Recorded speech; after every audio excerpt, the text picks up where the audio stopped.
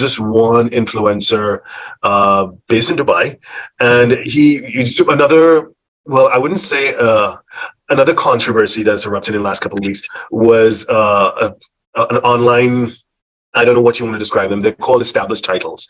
So their marketing pitch was you pay them a certain amount and they give you a piece of land in Scotland, like 1 square foot or whatever. And based on some law in Scotland that they believe existed or they claimed existed, you were therefore entitled to call yourself a lord or a lady. Mm-hmm. So, and they were spreading money around quite lavishly to influencers in order to promote this, and apparently they did pretty well. But there are a number of scam busters online, but one of them did the check and they said, look, I'm pulling up the law for Scotland, it's not available online. And what they're saying is not possible. Furthermore, I've done further checks on this company, and it's not even based in Scotland, it's based in Hong Kong.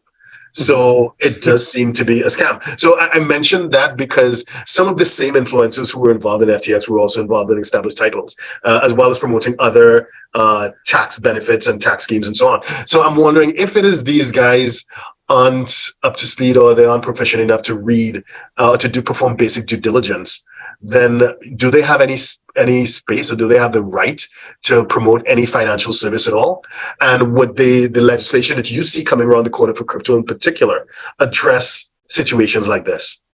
Yeah, I mean, that's a great point. Yeah, and you're right. We should not only focus on these exchanges, these big names, but there are these individuals out there promoting all sorts of shitty investments, be they crypto or real world. I had not heard of this Scottish scheme there to become an earl or lord or whatever, a lady, but it sounds like one of these typical things. Yeah, it is. If you just sort of open YouTube and type in crypto, you will see these small images of YouTubers with distorted faces. Exactly. That's it. For the people only listening to this podcast, they have to just imagine the faces we're just doing now. But basically, I mean, it's full of these people selling things and not disclosing that they have purchased these coins and tokens and whatever. And so these are classic pump and dump schemes. This is classic market manipulation. Sometimes this is classic insider trading. And the only thing that helps these people on the Telegram groups, on YouTube, on these WhatsApp groups that are out there, and so on. The only thing that still works for these people now is that most of these instruments might not be financial instruments. There might be something different, or the countries where the countries that they're targeting do not classify these crypto assets as falling under these normally existing regulations for financial instruments,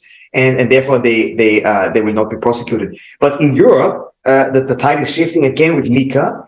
So if you advise on buying crypto assets or portfolio management or similar services, so if you do something that is normally regulated in the traditional financial world, this will also be regulated now with MiCA.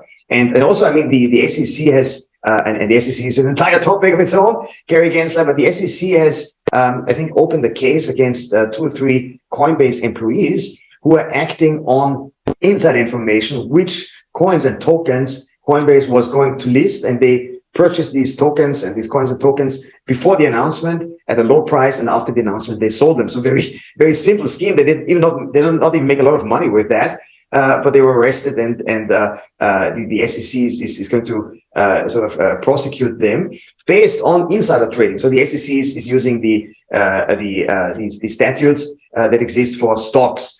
Coinbase is vigorously denying that these are stocks, because it will also be a problem for Coinbase that they have listed stocks without the necessary registration and whatever is necessary under US laws.